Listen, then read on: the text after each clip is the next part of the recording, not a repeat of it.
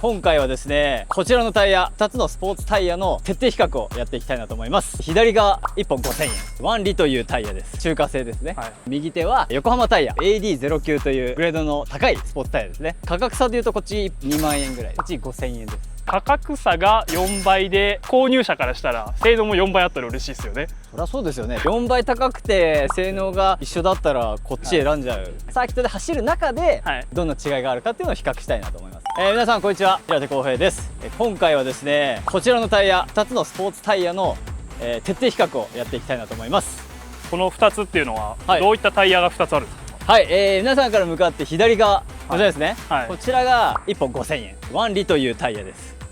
中華製ですね、はい、で、一方皆さんから向かっても右手は国産の横浜タイヤ、こちらの AD09 という、グレードの高い、スポーツタイヤですね。なので価格差でいうとこっち2万円ぐらい、はい、こっち5000円です、はい、4倍ぐらいの差があります。なるほど。タイヤサイズはこれ195の5015だと思うので、まあそのタイヤサイズで値段がそれだけってことで、そうですよ、今回横浜タイヤさんからご提供いただいて、はい、こちらのタイヤね、比較やっていきますけども、はい、価格差3倍から4倍ですよ。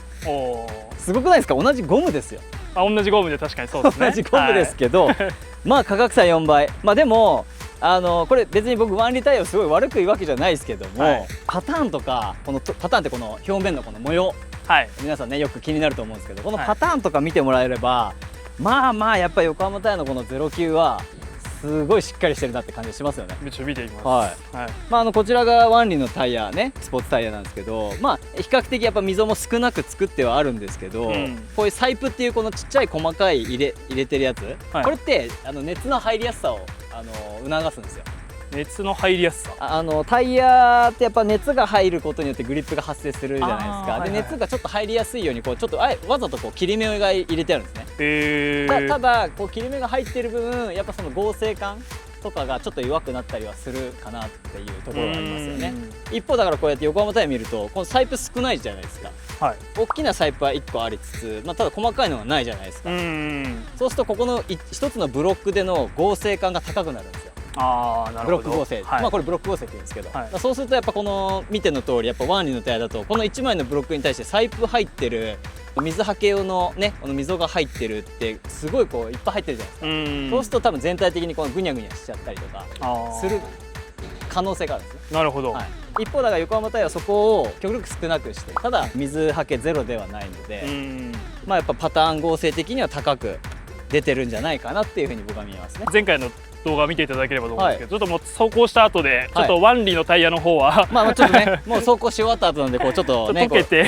石とかついて溶けてますけどね、石とかついてますけども、価格差が4倍で購入者からしたら性能も4倍あったら嬉しいですよね。そりゃそうですよね。てか4倍なきゃ嬉しくないですよね。4倍高くて性能が一緒だったらこっち選んじゃうことになるじゃないですか。そうですね。はい。まあ耐久性とかいろいろありますけど。耐久性とかやっぱその乗り心地、伸縮性とかいろいろあるけど、まあ単純な価格差で言ったら4倍ですよ。それはやっぱその信頼性とかもちろんあると思うし、性能はもちろんだと思いますよ。サーキットで走る中でどんな違いがあるかっていうのを比較したいなと思いますね。なるほど。これ結構気になる方多いんじゃないですか。多いと思いますよ。やっぱりでタイム出すなら国産のいいタイヤ履けば出るだろうって間違いなく出るだろうと思って履いてね買われる方もちろんほとんどだと思いますし、逆にこう中華製の1本5000のタイヤがどれぐらいのポテンシャルあるのって気になる方もいると思うので、そこはちょっと僕がさっき走ってみて僕のね個人的なインプレッションになりますけども、ちょっと参考にしてもらえたらいいかなと思いますね。そうですね。ちょっとぜひレビューしていただければと思います。了解しました。はい。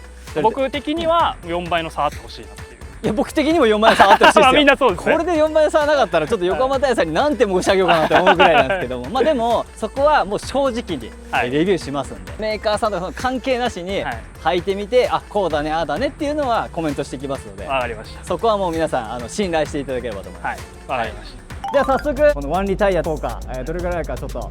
走っていきたいと思います。見てまいります。中華製でもね激安タイヤ1本5000円ですけど、まあこれぐらいのコンパクトカーっていうかねであると僕はそんなにね変わらない気がする。ただそれはこの後のお楽しみなんで、マジで走ってみてうわマジ違うじゃんみたいな感じになるかもしれない。それを期待してはいるんだけどね。さあじゃあちょっとだいぶね車がいなくていいスペース見つけたんで、この次の週アタック行こうかなと思います。よし行きますよ。最終コーナー行きます。ここからねどう変わるか楽しみです。行きます。さあ見せてもらおう、激安中華タイヤの性能とやらをみたいなね、ちょっとシャーフに言ってみました。いやー相変わらずでもあれだね、エンジンは元気いいね。さあ行けますぜ。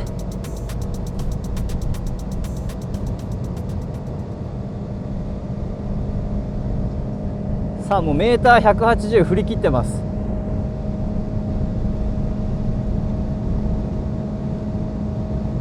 コーナーどんだけで止まるかな。おお、ブレーキングがかなりいいと思う。ていうかめっちゃあれだね、縦方向は悪くないね。さあ1コーナーをクリアして、さあコカ・コーラコーナーのグリップ感はどんな感じかな。おおいいね、そこそこ高めだね。ちょっと横の合成感はちょっと弱い感じがする。でも 100R はねずっと全開で走れる。戻さなくても全然いい感じ。おー、やっぱりタイヤがちょっとワイドになった分グリップ感は上がってるね。は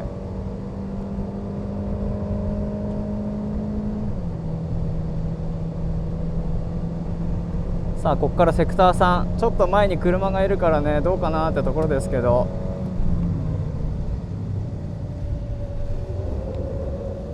よいしょ。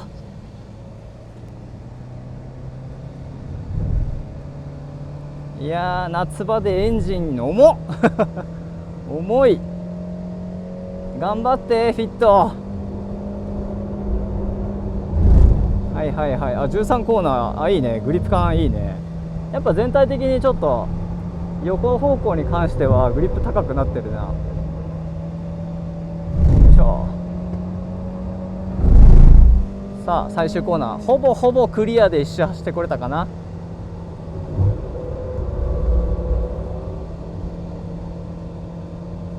もうすごいよ、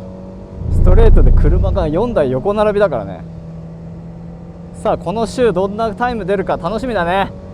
果たして2分26秒上回れるかどうか。さあ1周目頑張れ。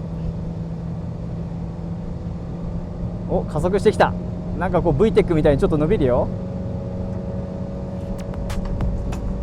はい、2分30秒39。やっぱあっちだからタイム出ないね。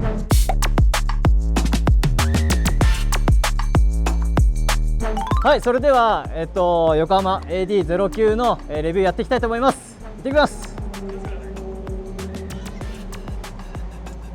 いいね新品タイヤそうね、まあでもいきなりアタックしてきますよ。はい、では行ってます。さあ、いよいよね、皆さんがお楽しみにしている国産横浜タイヤのね AD09 アドバン AD09 ですよ。中華製のタイヤとは価格差4倍ですよね。果たしてどんな効果があるか皆さんお楽しみください。では行ってまいります。やっぱりね、さっきね中華製のタイヤ走ったけどね、横方向のね荷重かけた時の合成感がちょっと弱くて、やっぱコーナーちょっとねロスしてるかなっていう感じだったんだけど、この横浜タイヤはどうかな。そういう意味ではねすごく楽しみですね。ちょっとこう左右に振ってねタイヤ温めて、ごめんもうコーナー一つ回っただけでねやっぱ違いがあるね。アタックした時にちょっとコメントするよ。本当にね、それで果たしてタイムがどれぐらい違うかっていうのは、正直僕このクラスのねエンジンの車でアタックをあんましたことがないので正直わかんないんだけど、そんな僕でも今ね、コーナー1つ曲がっただけ、なんならコカ・コーラコーナー1つ入っただけでね、ちょっとねニヤってするほどちょっと違いを感じたよ。いやほんと贅沢だと思う。この国産のね横浜タイヤのね一番いいグレードの AD09 をこんな風にアタックできるなんてね。すみません皆さん、そして横浜タイヤさんありがとうございます。さあ行きますよ。検証スタートです。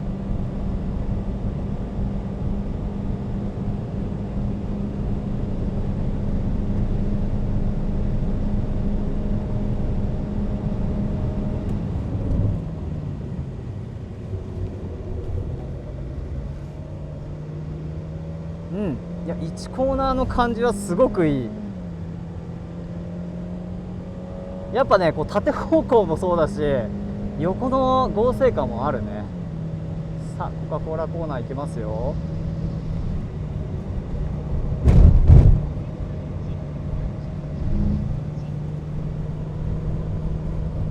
いやいやいやめっちゃ速いよこれ。いいよ。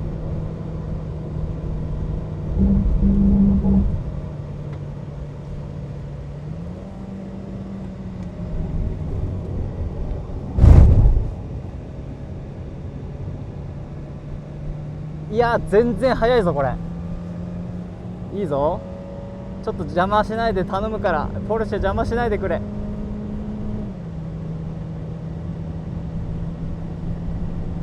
すみません、いい感じだよこれ。ごめんね、ワンラックアタックさせてくれ俺に。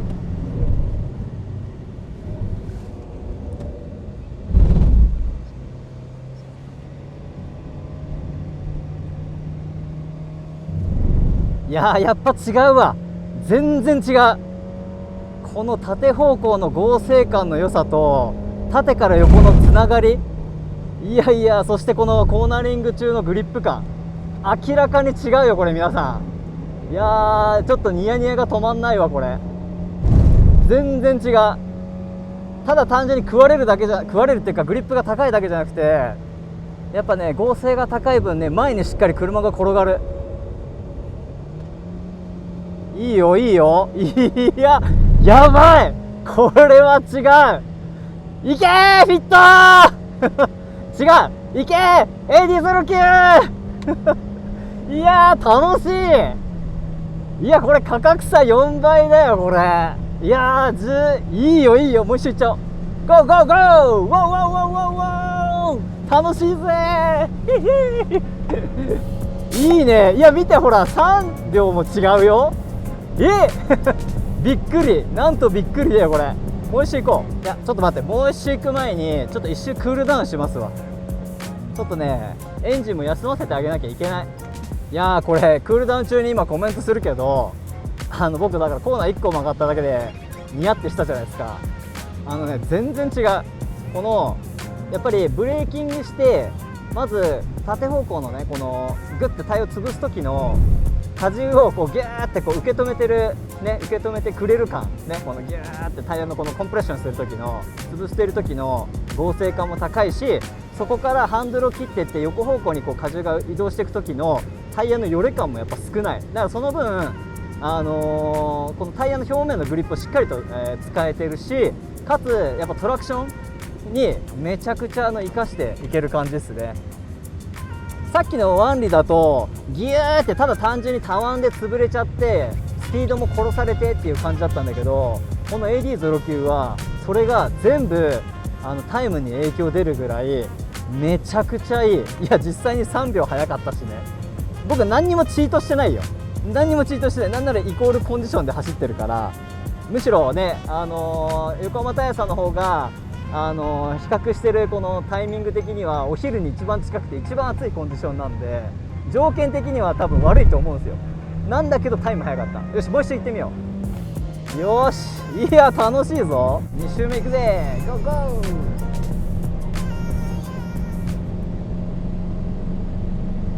さあ一周クールダウンしてからね、もう一周行きます。さあ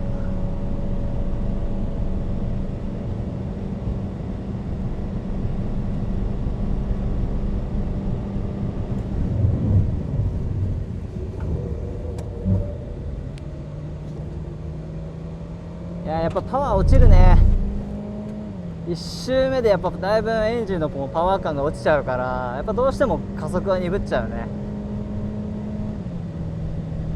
いや、あと静かだよタイヤが。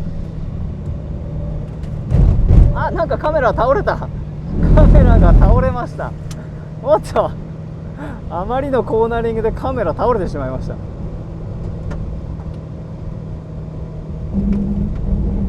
うこのまま行く。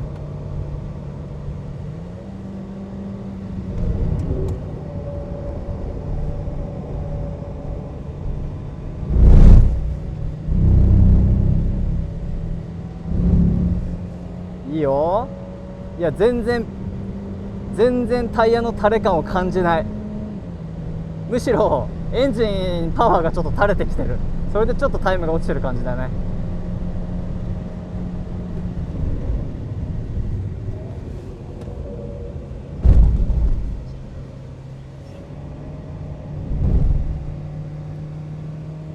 いやー、いい。やっぱ AD09 すげえな。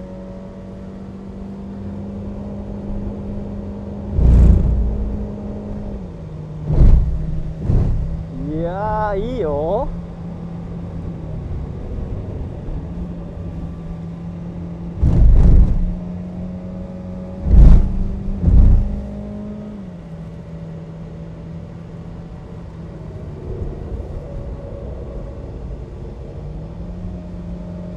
ほら、来た。このタイムの落ちなさ、今ね、計測3周目、まあ実質ね、まあ、計測3周目なんだけど、タイムの落ち全然ほぼない。コンマ8ぐらい。もうね、これ単純にエンジンが垂れて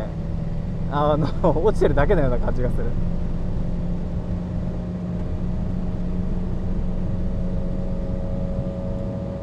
ほら、2分27秒98。いやー、でもすごい。いえ、さすがさすが。いや、タイヤのコメントはじゃあ車降りてからします。そして広瀬さん、はい、走行お疲れ様でした。お疲れ様でした。はい、あー、この笑顔見てこの笑顔見て、タイムは結果出たっていうのはあれね、見てもらって分かったと思うんですけど、まあ、ちょっとワンリどうだったかってちょっと聞きたいですね。はい、そうですね。ね。まあこのまずワンリタイヤ、こっちのね、左手にあるタイヤなんですけど、まあ1本価格5000円です。5000円で、まあ中華製のね激安タイヤ、スポーツタイヤってことで、比較したんですけど。まあ街中で乗る分は多分そんななんていうんだろう、あんまりこうネガティブな部分って見えてこないと思うんだけど、まあこのサーキットで、比較した感じだとゴムは確かに柔らかい、グリップするかなって感じがあるんですけど、やっぱそのブレーキかけてタイヤを潰してでハンドル切ってこの横方向にこうかけていく時の接地感っていうのかな、バーンってブレーキ当てた時に構造がビュッて潰れちゃうんですよ。結構耐えないでビタンって潰れちゃうんで。結構そうなるとブレーキ踏んだ時って車ってこう前荷重になってこう積んどめるような感じになるじゃないですか。でやっぱそのタイヤがギュッて潰れすぎちゃうんで前がめっちゃこうノーズダイブして後ろが軽くなっちゃうんですよ。なんで1コーナーとか乗ってると結構ブレーキバンって当てると後ろがちょっと軽くてGT ウィングがなかった時のようなちょっとフラフラっとする感じがあるんですね。でそこからハンドル切っていくと構造がちょっと弱いんでタイヤがものすごくたわむんですね。ギューってたわんじゃってでさらにそのコーナーリングのそのスピード自体が食われちゃうんですね。ちょっとやっぱグリップする素材のゴム使ってるんで、なのでなんかその全体的にそのコーナーの進入から出口までで見るとそのエコタイヤと比べるとちょっとなんだろう、グリップ感がある感じには感じるんだけどパフォーマンス的には正直なんか微妙だなっていう、ちょっとやっぱ合成がないところがなんか全部ネガティブな方向に出ちゃってるような感じですね。タイヤのその表面の素材みたいなのはいいけど、合成が弱い。そうでその合成の弱さがやっぱ結果的にやっぱタイム全体的に影響出ちゃってるんで、やっぱその低荷重なヘアピンみたいなコーナーもそうだしハイスピードのコカ・コーラコーナーとか 100R なんかはもう顕著にそのタイヤがうえーってもう横に倒れちゃって前に進んでいかない。その合成的な部分は前入ってたエコピアさんのタイヤの方がいい、どうなんですかね。乗ってるフィーリングだとエコピアの方が合成感ありますね。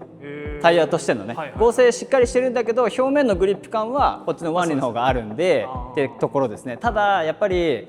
まあ比較してる時期が違うんで、まあもうちょっとね涼しかったらどうかっていうのは微妙なんですけど、まあ乗ってると国産、まあ前回はエコピアさんね BS さんやっぱり構造がしっかりしている分単位のところのそのシャープさもそうだし、ブレーキガンってかけた時の挙動自体もそっちの方が良かった。でこちらね、ワンリーこっちアドバンなんですけど、僕走る前にやっぱちょっとパターン合成が強いんじゃないかっていう話したじゃないですか、はい、ゆっくりタイヤ温めてて、僕コーナー一つパーンってコカ・コーラコーナー曲がった時に、はい、もう笑いが出るぐらい合成感が高かったんですよ。お、これはしっかり感もあるし、しとっとしててなんかグリップ感も高いし合成感も高いからこれタイム出るなってもう1個のコーナー曲がっただけで分かったんですよ。なるほど、はい、で実際アタックしたらもうそのやっぱ縦方向のこの潰れ感もなんかブレーキバーンってかけるんですけど、やっぱしっかりと荷重をギューってタイヤ自体が受け止めて、でそこからターンイン、要はステアリング切っていくともうその荷重をしっかりとこう受け止めるんですよね、全部タイヤ自体が。だからそれ以上こうぐにゃってこうたわまないし、そこでグーって耐えながら前に蹴る力に変えてくれるんで、もうコーナーのブレーキングから立ち上がりまでが全てが良かった。もうだって1コーナーだけで1秒ぐらいタイムが違ってたんで、コカ・コーラコーナー 100R もそこの区間だけで約 1.2 秒ぐらい速かったのかな。だからさっき言ったようにこのパターン合成、はい、この合成感の違いと、あとこのケーシング、要はタイヤのこの構造だよね、はい、の、合成感が高くて、それが全部タイムに出てる。こっちは合成がちょっと弱くてうまいところ逃がしちゃってる感じですね、はい。だからここの5000円と1本2万円のこの価格差は十分にありました。十分にありました。これは皆さん買いです。買いです。買いです。いやもうタイム出したいならやっぱ国産ですね。でロードノイズ、走ってた時の、それ結構一般のユーザーさん気になりますよね。ですよね。で僕3周走ったうちの真ん中の周って1周クールダウンしてるんですよ。ゆっくり走ってるんですよ。でこの時にそのタイヤのロードノイズとかどうかなって思ったんですけど、めっちゃ静か。全然静か。そんなに結構変わります？全然変わる。やっぱこっちはなんかもっとタイヤの砂利とか巻き上げたりとかカーって音がするんだけど、なんかねしっとりしてるんだよね。全然って感じ、音がほとんどしない。高級感のある高級感ですね。いやこれはもう全然明らかに違うし。そうなんですね。逆にサーキットあれですけど、街乗りの方、高速道路とかワインディングも含め、そういう方は結構多いと思うんですよ。やっぱりそういう方だったらどうですか？例えばちょっとサーキットねたまに行く人とか、で街乗りもするっていう人であれば、やっぱりパフォーマンスの高いAD09 を選ぶべきだと思うし、僕AD09 実はZ とかで乗ってるんですけど、雨の日めちゃくちゃ水はけ性能も良くて、雨の日でもタイムアタックできる感じなんですよ。だからこっちはちょっと正直分かんないですね。雨の日でちょっと怖いかもしれない、やっぱそういったところもやっぱ国産のいいタイヤって水はけもいいし、でグリップも高くて合成感もあってっていうのがおそらく国産タイヤ、